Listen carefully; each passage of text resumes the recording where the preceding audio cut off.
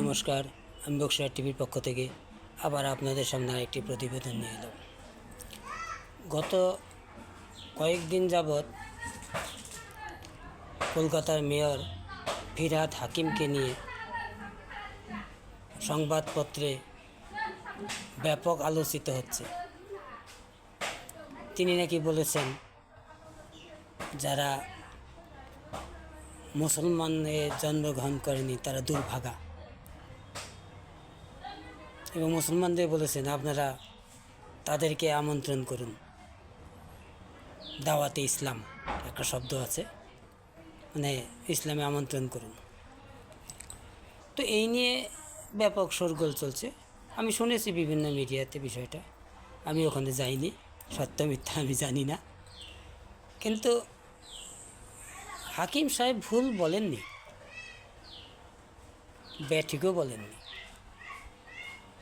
দাওয়াতে ইসলামে তো প্রচলিত দীর্ঘদিন যাবৎ। তসলিমা নাসরিন লিখেছেন, সেখানেও এই বিষয়ে ডিটেলসে আলোচনা আছে। মুসলমান না হলে, এখন যেমন দাওয়াতে টিএমসি একটা শব্দ আছে, টিএমসিতে না গেলে তা ব্যবসা বন্ধ, চাষ বন্ধ, এমনকি কারো কারো পক্ষে বাংলায় থাকাও বন্ধ। এটা দাওয়াতে টিএমসি। তো একই রকম দাওয়াতে ইসলামেও এটা ছিল, চিরকালই ছিল। উনি বলেছেন তাই এত বিতর্কে কী আছে? এটা তো উনি ব্যক্তিগতভাবে বলেছেন, ঠিক আছে, কিন্তু এর সঙ্গে আমাদের যিনি চটি পিসি, তার পূর্ণ সমর্থন আছেন। চটি পিসির পূর্ণ সমর্থন না থাকলে ফিরহাদ সাহেব এরকম কথা বলতেন না, পারতেন না। দলীয় যে সিদ্ধান্ত, তার বিরুদ্ধে বা তাকে ব্যাঘাতে ফেলতে কেউ পারে না। তিনি তো দাওয়াতে ইসলাম নিয়ে বসে আছেন, আর তাই তার দলে উনি দাওয়াতে টিএমসি প্রকল্প চালু করেছেন। এবার দেখতে পাচ্ছি এটা, এর আগের বার এটা ছিল না, জোর করে দলে অন্তর্ভুক্ত করানো, এটির আগে ছিল না, এবার রীতিমতোভাবে চলছে। আর উনি বোম্বেতে গিয়ে বললেন উনি বিষয়টা জানেনই না। যেটা নিয়ে কলকাতায় এত বড় বিতর্ক হয়ে গেল, এটা উনি জানেনই না। এটা থেকেই বোঝা যাচ্ছে যে এটা যা কিছু বলেছেন ফিরহাদ সাহেব, সেটা ওনার সহমতের ভিত্তিতেই বলেছেন। উনি এটা পারেননি মিডিয়ার সামনে বলতে, হয়তো চুপি চুপি বলেন, কিন্তু ফিরহাদ সাহেব মিডিয়ার সামনে বলে ফেলেছেন। পার্থক্য এটুকু।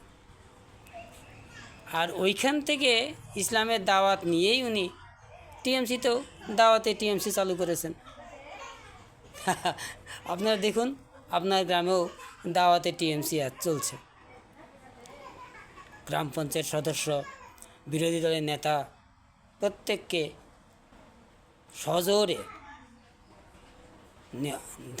শুধু দাওয়াতে নয়, সজোরে তাদেরকে যাকে যেভাবে প্রেশার কিক করলে টিএমসিতে নেওয়া যাবে, যাতে আগামী বিধানসভা নির্বাচনে কোনো বুথে বিরোধীর এজেন্ট দিতে না পারে, তার জন্যে এই পরিকল্পনা চলছে। তো উনি দাওয়াতে টিএমসি না বলে দাওয়াতে ইসলাম বলে ফেলেছেন। আমার মনে হয় এটুকুই ভুল করেছেন। আর যারা দুর্ভাগা বলেছেন ইসলামের বাইরে, সত্যিই দুর্ভাগা। বাংলাদেশ থেকে পালিয়ে এসেও যারা এখনও এইরকম একজন মানুষের সঙ্গে থাকেন, তাদের নিয়ে সত্যিই আমরা দুর্ভাগাই। 100 বছর আগে আমার পূর্বপুরুষরা যদি ভাবতেন এটা, তাহলে আমাদের দেশ ছাড়তে হতো না। আর এদের জন্যে যারা আজকে দাওয়াতে ইসলাম চালাচ্ছেন, এদের জন্যে পরবর্তী প্রজন্মের যে আবার দেশ ছাড়তে হবে, সেটা এরা বোঝে না। এটা দুর্ভাগ্যই। উনি ঠিকই বলেছেন, যারা ইসলাম নিয়ে জন্মগ্রহণ করেননি তারা দুর্ভাগাই। বারে বারে আমরা বিতাড়িত হব এই প্রক্রিয়া চলতে থাকলে। আমি চাইব যারা রাষ্ট্র বোঝেন, রাজনীতি বোঝেন, তারা একটু সতর্ক হন। যেটা করলে আমাদের ভবিষ্যৎ প্রজন্মকে আবার দেশ ছাড়তে হবে না, সেটা তারা করবেন।